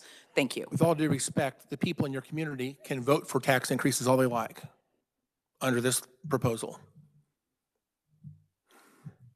Thank you. I think we might be diving into another bill here a little bit, but Representative Sanders and then Corbett. Thank you, Mr. Chairman. I agree with a lot of what you've said. So what puzzles me is, why do you list yourself as a neutral? You're opposed to this. Why don't you list yourself as such? Thank you for the question. I actually was saying I could be opposed, I could be proposed. Actually, and as I said a minute ago, if you can't get to a tax lid like I described, then I would be a proponent of 1511, not 1603. This still has a fair market value reference. I didn't really have time to share this today, but and I think Eric Stafford's right, and one of the previous speakers is right. There is a shifting, and I've done the math. There is a shifting that happens from people who are not paying the same level of taxes they would have paid. Okay, the appraiser's trying to be 100% accurate each and every year, and if you hold down that data, so it doesn't reflect a true assessment of that property owner, they're going to pay less taxes, which means they're shifting that burden someplace else. And so I am very concerned about the shifting of dollars. I'm also worried about the real estate market. I think it's going to be largely impacted. I think the tax lid would help our agricultural people and our commercial people a lot more than what this proposal does today. At the end of the day, if I can't get to a tax lid, it's late in the session, maybe this isn't the right year. I'm not sure that 1511 or 5011 is the best answer. I'd rather get the tax lid. But if you can't get the tax lid, then I would vote for 5011. But to me, I would be a proponent in that case. Thank you. Thank you, Mr. Chairman. Representative Corbett. Thank you, Chairman. So Jim, a question I have for you is when you go door to door and you have a $200,000 house and I have a $100,000 house, how does the guy that's paying twice as much money for taxes, how much more government is he actually getting for it? Well, this issue of taxing people's property is a foundational to our Constitution. I don't like the fact that we're taxing people's property at all, honestly. But it's embedded in our state's Constitution. Our state was founded with the idea of pulling, if you will, a portion of people's wealth to fund for the general good, the government. And I agree with what you're saying. If they live in different price houses, they consume the same level of government. It's not, in a sense, it doesn't seem fair. I agree with you on that. However, this was created long before I was born. The foundation of our state, this is when this was started. Further questions, committee? I just want to reiterate, I agreed with your comments, especially around the appraisal process and our appraisers. I think too often they get a bad rap for just trying to do their job, and it's not fair. They are truly trying to define what is this property, what potentially would this property sell for if it was on the market. And it's difficult. It's a difficult job, but as you referenced, every county has a ratio study. You can see how accurate they are. If you want to complain about their inaccuracy, they're actually too low, as your testimony points out. So, thank you. I'd love to say so much more. I know I'm out of time. Thank you so much, Chairman. You're good. Thank you. Just one more quick question. Does Sedgwick County have a sales tax? We have a 1% sales tax passed in 1985. This last year it produced $140 million. We shared that with all the jurisdictions of Sedgwick County. We retained $40 million, $100 million went to other cities. And that provides, if you will, $40 million worth of property tax offset, if you will. Exactly. That's another revenue source, but it's a drop on the bucket. So thank you. Thank you for your testimony. Next, I'd like to welcome, I don't know if this is concurrent testimony, Willie Dove and Mike Steben. If that's okay. Certainly. And committee, I'm not showing this on the S drive. Did you submit written testimony? We did. Okay. We'll make sure and get that out to the committee. Thank you very much for allowing me to be here. I'm a county commissioner from the southern and western part of Leavenworth County, which includes Tonganoxie, Linwood areas. I appreciate you allowing me to be here, and thank you for your service in the Kansas Legislature. Before I started, I want to just read, I do surveys of my district, and then I get responses back, and I'm not going to, and I'll tell you over 90% of them support the property tax cap. But I wanted to read a response from one person just to kind of set the note of how people are thinking on this. Reduce property taxes. I have lived in several other states, and Kansas has the highest property tax. That's hard to face as a retired person wanting to live in a rural setting. And that's just one comment. I have several others I could read, but that kind of sets the tone for what people are saying to us. Find out. But we do support, if this is the only train, and I'm a locomotive engineer for trade, but if this is the only train that is going to leave the station, then we support it because we think it would do some good. We think it would, what we have is all these spikes, and we think your legislation would help resolve some of those spikes. That being said, there's always the but. but we would rather that you, and all 5 commissioners have signed a letter to this effect, we would rather that you take up the 3% property cap that was passed in the Senate. We believe that that legislation would be much easier to sell at the ballot box, a question that you raised, because the question here is going to come to the voters open-ended. How many years is the cap? How does it affect me? I'm not going to know. When I go to the ballot box, I'm not going to know because I don't know how many years. The trailer bill is not going to be on the legislation that goes to the voter. So I think that's going to be very difficult. If we put the constitutional amendment that passed the Senate, they're going to know it has 3%. We've already done some polling. 64% of Kansans support the cap. And I can tell you, my residents are writing and writing and writing, and every time their tax bill comes, I have to explain to them that the county commissioner is responsible for 25% of your taxes, your school boards are 45 to 55% of your taxes, and your cities are, so I have to explain that your county commissioner doesn't control all of your property tax, which is, you being a county commissioner, you understand that. But we just want to urge you folks, and we've been doing this now for 5 years. I've testified 4 times, I guess, so far. Please do not stay with the status quo. The voters, I've actually met people that have moved to Wyoming and left the state because of our tax structure here. The voters are telling me they're being squeezed. We're going to have to downsize. The property tax cap is modeled after what's in effect in Florida right now. I would just urge you to substitute that in, and let's at least have a vote in the House on the SCR 1603, the property tax cap. Let's let people debate it. Let's not have to keep coming back here year after year after year and say we didn't do anything. Like I said, if your version is all we can get through, let's do it. We're all for it. So please do something about property taxes. I think that's the message. And I did submit written testimony, and I know Commissioner Dove will address this, but we are a bit concerned ourselves, and I believe the chamber representative said this, but with the rolling cap only addressing residential, we're not sure how that's going to shift the burden, and we're concerned a little bit that it might shift over onto agricultural property. So thank you very much, and we do appreciate your work. We are 100% supportive of anything you can do to limit these property taxes. Thank you. Would you be willing to stand for questions now? Yeah, that'd be fine. Okay. Committee, do we have any questions?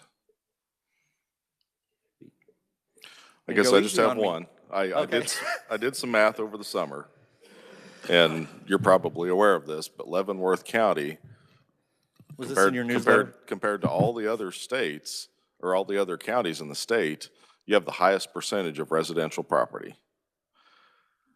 And over 5 years, if we would have put in, I think I did the math on the 4% cap because I was going off of last year's, it was about $200 million over a period of 4 years that you have lost valuation. So that's tax base that you've lost. If you implement a 3% or 4% or whatever it is, I think people, because I have a lot of people contact me in support of that too, but they think it's a 3% limit on their tax increase, not their valuation. And are you willing to also self-impose a tax lid on Leavenworth County of 3%? Well, I think one thing that should be discussed statewide is something like the Hancock Amendment over in Missouri, where if you exceed the rate of inflation, then it goes to a vote of the people. I think that's reasonable. Most of our budgets tend to trend right with the rate of inflation. But when we do budgets, if you look at the rate of inflation, we're pretty much close to the rate of inflation. I think that's true in a lot of local governments. But one thing about Leavenworth County also is nearly 50% of our property is tax exempt. with the base, St. Mary College, the VA. We have a lot of exempt property. So that puts the burden even more on residential homeowners. But I understand what you're saying, but we really want something done with this, if you could. Yeah, we just want to make sure it's the right thing, so. Right. Representative Sanders? Thank you, Mr. Chairman. So I understand you'd prefer the 3%, but do you think that this would reduce property taxes? Okay, my answer to that is I don't think either thing is a panacea. I don't think the 3% necessarily reduces property taxes. I don't think this necessarily reduces property taxes because it has to be tied with spending and it has to be tied with other actions that you folks are going to have to take and that us local people are going to have to take. It is about budgets. It's about the county budget, but it's about the school district budget. It's about the city budget. A rolling average, you're averaging. So you're not, I don't see it as cutting. You're not, now if you have a down, back in 2008 and 2009, there was some down years in valuation, maybe then you'd get a lower average. One thing I was concerned about with the rolling average is if you had a year, like if you had the legislature can set the years, is it and you can let me know what your view is on this. Is it possible a legislature could come in and say, oh, we're going to change that to 5 years so we can cut off these high valuation years that we had faced before? Yeah, if it's in statute, it would be up to the legislature. They could make any changes.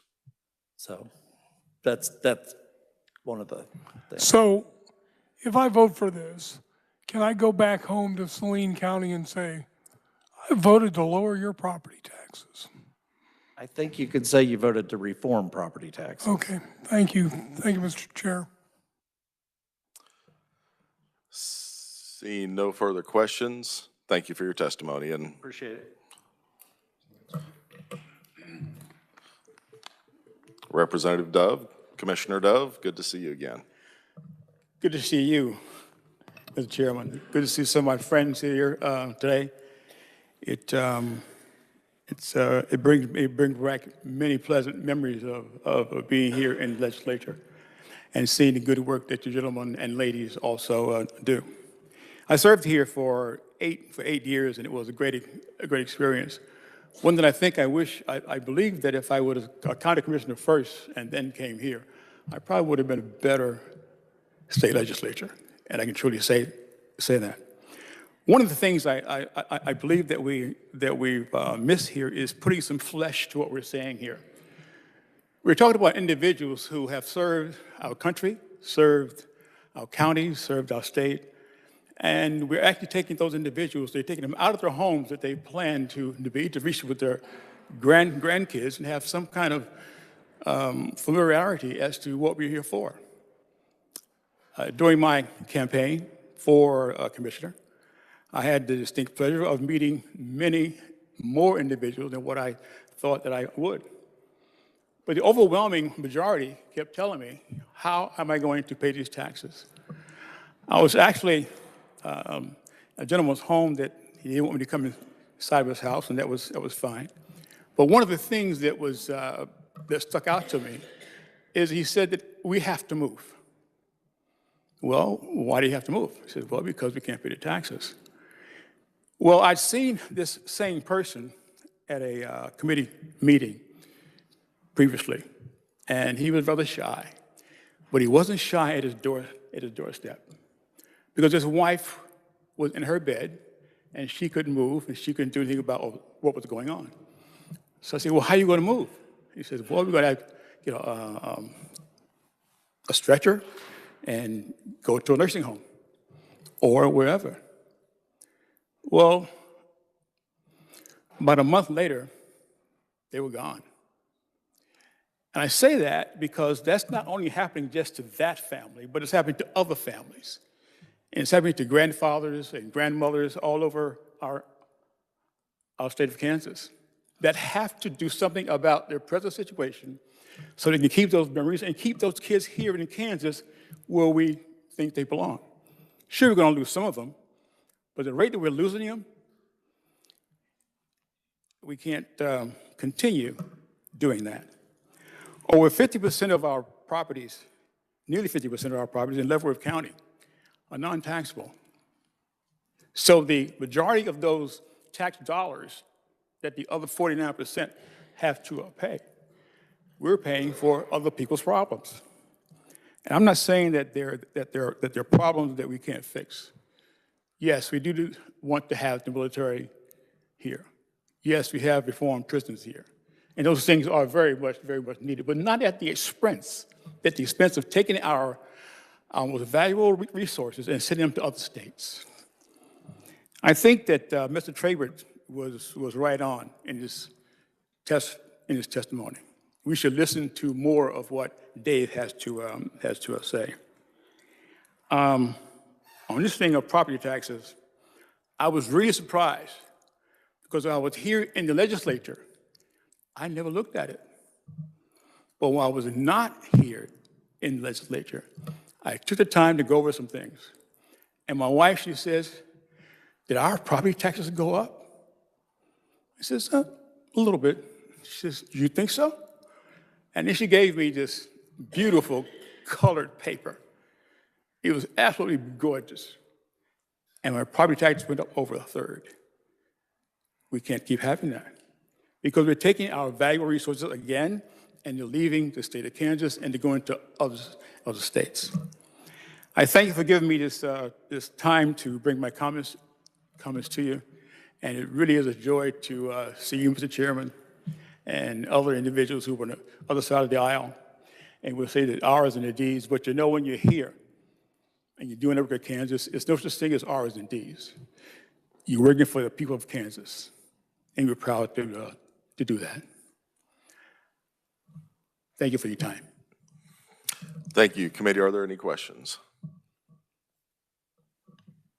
I don't believe I asked, do you know, does Leavenworth County have a sales tax, and how much does that bring in to the county? Mr. Chairman, I don't have those. We do have a, no, I don't think, do we have a sales tax? It's like 1%, isn't it? Yeah. 1% on roads, yes. Okay. Yeah.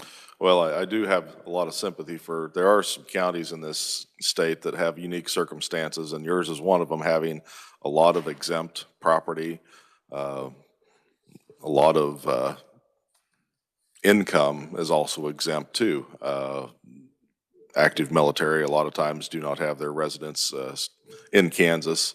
We have several communities across the state that are facing that situation, and we do need to try to find a solution that fits everybody. I thank you, Mr. Chairman, for that. If you want to really get a real good visual of this, if you're in Leavenworth, by Leavenworth Fort, and when 4:35, 5:30, there are many cars that are leaving the fort, are going across the river to Missouri. That hurts. Thank you for your time. Thank you. Oh, we do have another question from Representative Butler. Mr. Dove. Oh, sorry. What we hear is we need to reduce taxes, we need to reduce property taxes, we need to reduce property taxes. And when we look at this bill, reading the bill, understand that what this bill does, we agree that it doesn't reduce property taxes, but what it does is it stops those spikes of high increases in appraised value. So it's going to level the playing field and not reduce property taxes. So I think if this bill is one of those, we've got to make sure that people understand that. Yes. It's going to make that, instead of those spikes happen, it's going to be a better offer. I agree with you, Representative, that this is not something that we can go back to our constituents and say, we are lowering your taxes. That's just not true. We're kind of trying to keep things to a level where we can have some time to get involved in this and come to a better solution, because we can't keep throwing this can down the road, and it keeps going on and on and on. And so, well, thank you for that, and I appreciate it. Representative Hsu. No question, just a quick comment. I've never found true to be particularly compelling when we're on the campaign trail for any of us.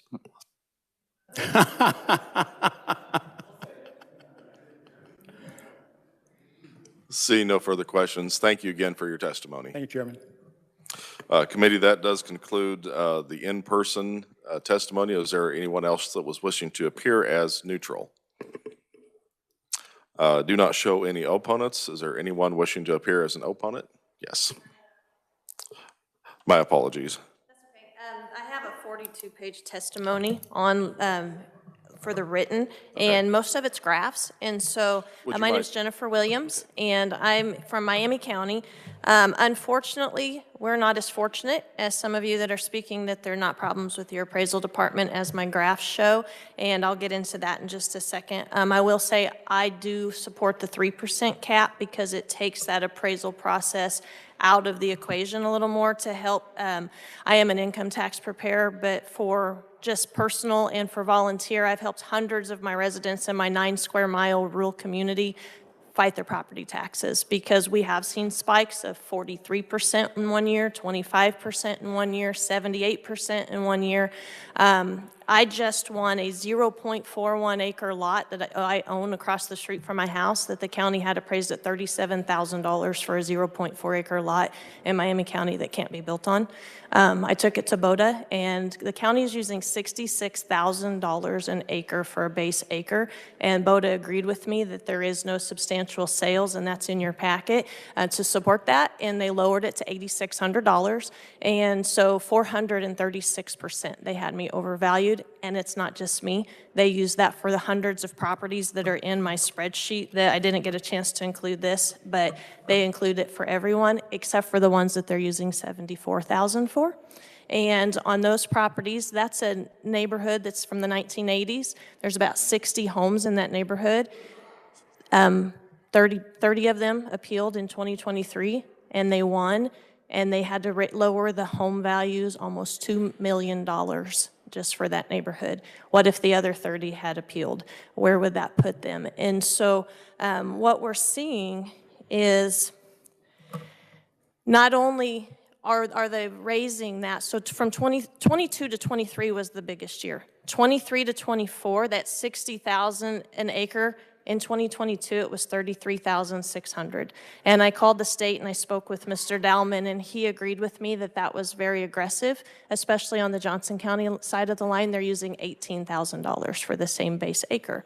But Miami County went from 33,600 in 2022 to 60,000 in 2023 to 66,000 in 2024. And so when 2024 came, they raised that land 10%, and some of the homes decrease $40,000 to make up for that because it's out of the market range. And my concern is, I know you've mentioned before that we have a robust appeal process, but my concern is when you take away the people's ability to appeal their home based on the number of bedrooms, the number of bathrooms, the CDU, the condition, all of these things, and instead they're left with this little part that they're dealing with their homes on, and oh, well, that's just the land value, deal with it, because nobody's really appealing the land value. I started watching this. Thankfully, I have spreadsheets going back to 2021 for my 9-square-mile community for another project I was working on. So I'm able to see the trends, and in the testimony, you'll see some of those charts. So the base acre, that's one of the concerns. And to bring this chart forward to show you here just quickly, in one of those neighborhoods since 2021, in 2021, they were $17,000 an acre on average. Now they're up to $62,000 an acre. In the 3-year time, they've seen a 250% increase in 3 years. And again, it's not supported by sales because they won their appeals. But not everybody has time to do an appeal. Not everybody has time to become a professional appraiser. And then when they do and they win, there's no stop in there. The next year, they come back and they do it again. In 2023, we had so many appeals. We were still doing appeals in 2024 when the new values came out. So I had one client in Roland Park that won, and then he literally got his tax bill the next week that was up higher again. And so it gets exhausting, honestly. I feel so bad for people. And I've heard both sides of this. I really do have a concern that we have too much emphasis on equal value when we didn't pay equal price. And so it is a tax on wealth. This is a transfer to people that are using less services but are being charged more just because somebody arbitrarily decides that their value is worth this. Not only are we having a land problem in our value in Miami County, they're also using an appreciation model that, and you'll see in the charts as well, about 12% per year, even though the KCRAR reports, which are also included, show 5 to 6% should be.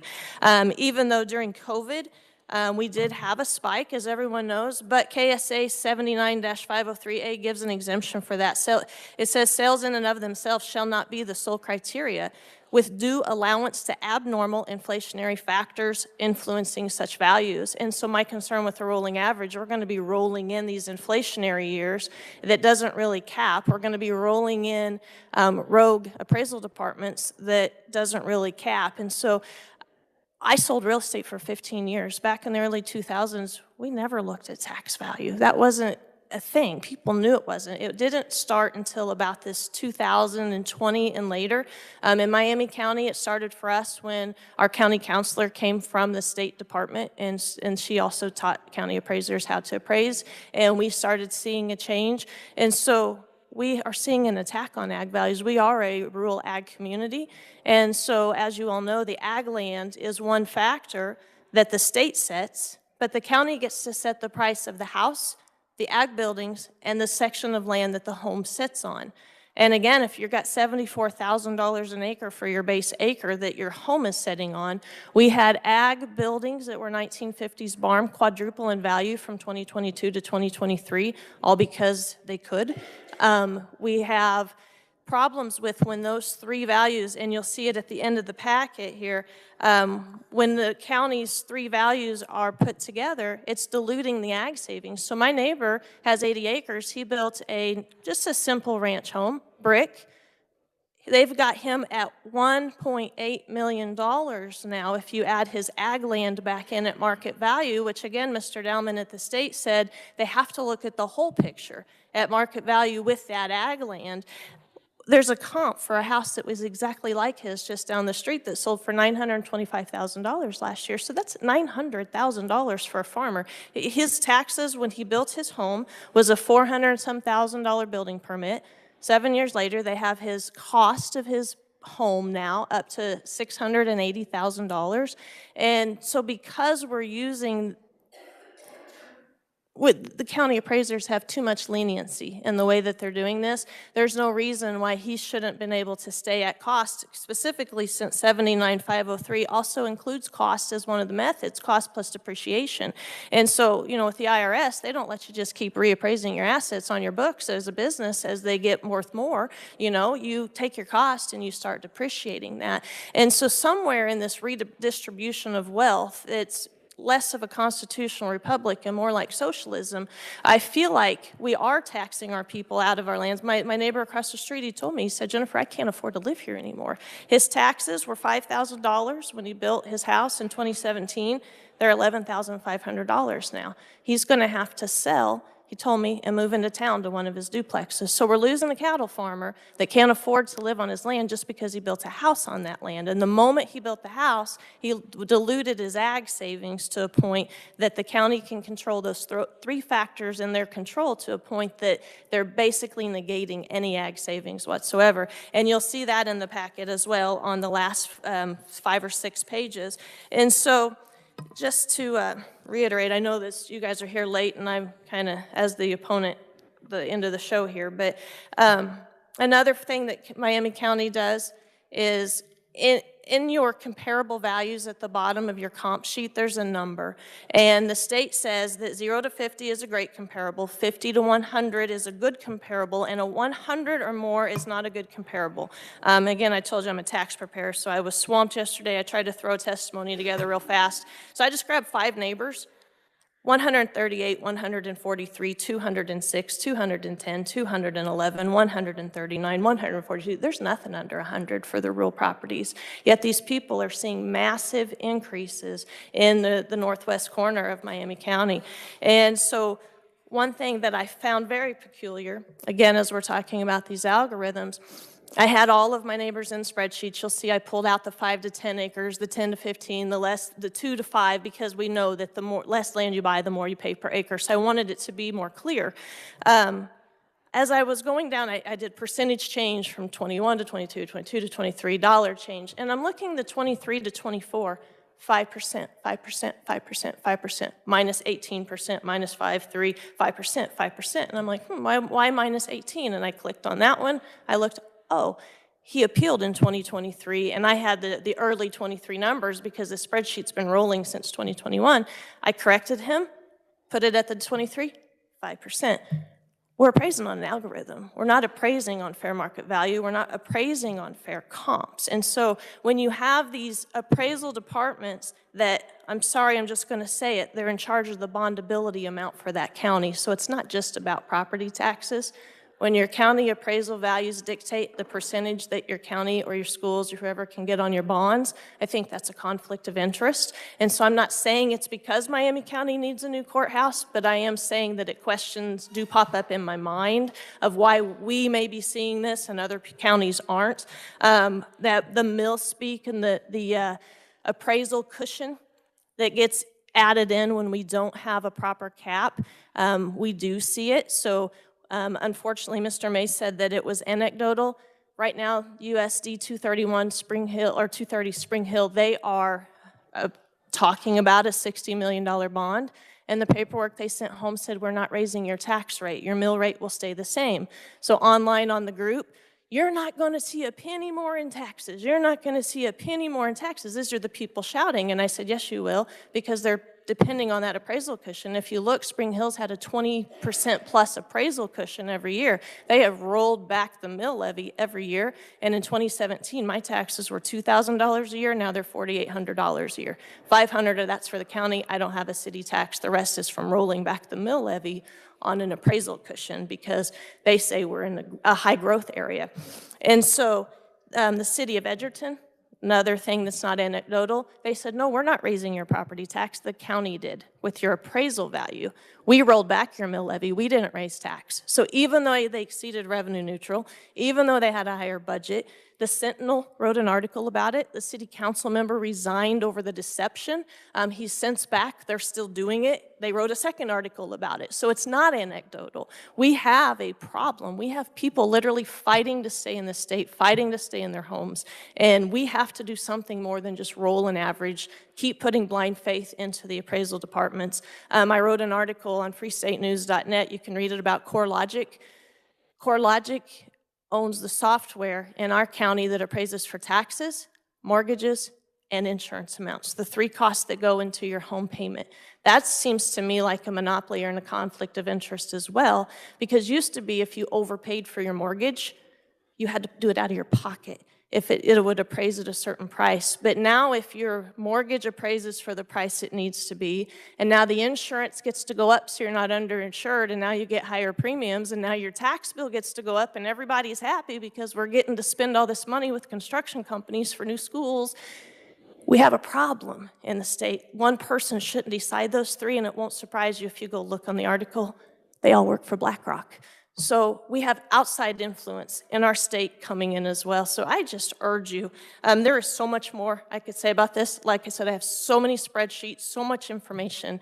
I just beg you to recognize the fact that, yes, I know none of these will lower taxes, but if we can put that 3% cap in place and both sides start working together instead of fighting each other and start working down one path, get the cap, it'll work itself out. Ag will love it. The real estate industry won't be affected. I've been involved in all of them. This is what the people need. I've got a client in Colorado. Her house is worth over $600,000, and she pays $3,000 in property tax in Colorado. So granted, they're not 11.5% on their assessed value. They're 6%. But still, other states are paying less, and people are leaving for other states, and we shouldn't do that to Kansas. So thank you for your time. Thank you. And will you make sure you get your testimony? We didn't have it on the committee list. Yes, I emailed it, so I'll Okay. resend it then Yes, if it didn't arrive. we'll double check that. So, Okay. committee, any questions? Representative Butler. Actually, I have a question. You see a concern or an issue someone in a neighborhood like that stays in their house for 50 years, have an annual mortgage rate capped at 3%, 10 years later, their market value would shoot up $1,000. Now this person paid $200,000 house for $120,000. Do you see any concern with that at all? I don't have a concern with that because when someone buys at a higher price, when they're getting their mortgage approved, they're going to know that their new property tax rate is going to be based off of their new purchase price, and that's going to be part of their problem or their calculation in their mortgage and a budget they can afford. What I have a problem with is my mortgage has increased $500 in the last 7 years per month. When people are approved off of a certain rate, and this is happening to people everywhere, they go in at a price they can afford, they budget conservatively, they plan to build a home, not just a taxable asset, and they plan to stay there forever and retire in dignity, and parents being able to take care of their children and not have to go get multiple jobs just to pay the tax bill, just to buy the food. I mean, inflation is hitting us everywhere, and especially in this tax side. And so where I have a problem is when you don't have the opportunity to budget for those things. But I think as long as when you come in like you suggested and you buy something, you now know you're going to pay based off of this. And who cares if that person next to me pays less? They bought for less. Do you believe that will in turn cause housing shortages? Because people are going to stay in their house longer than give it up, be able to move to the next place because they know that their interest rates or they know their taxes are staying until they're not going to jump to that next house and purchase that's going to shoot up $100,000, whatever. We currently have that problem right now with people stuck in their homes at 3% interest rates that can't afford to move because the 7% will cause them to have to downsize to the point that they just can't even afford to do it. And so what we see is the county appraisers continually compounding that problem by raising the appraisals to make up for the fact we don't have inventory, but they just keep making the inflation worse because of that. You know, I believe that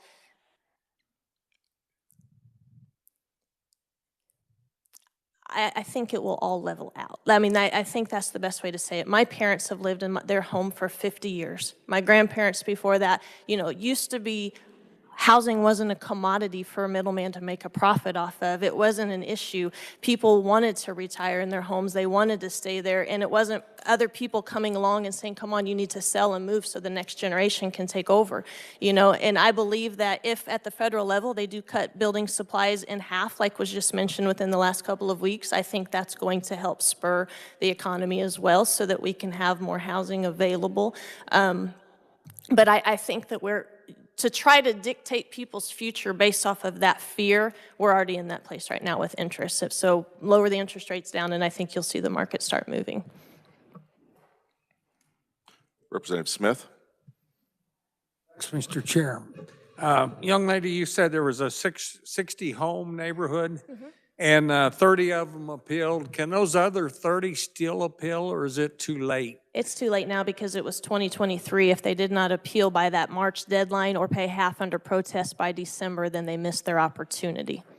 Thank you. Thank you very much. Any further questions, committee? Seeing none, thank you for your question. Okay. Thank you for your testimony. Thank you. Is there anyone else wishing to appear as an opponent? Seeing none, we'll close the hearing on HCR 5011, and thank you for your patience, committee. We are adjourned.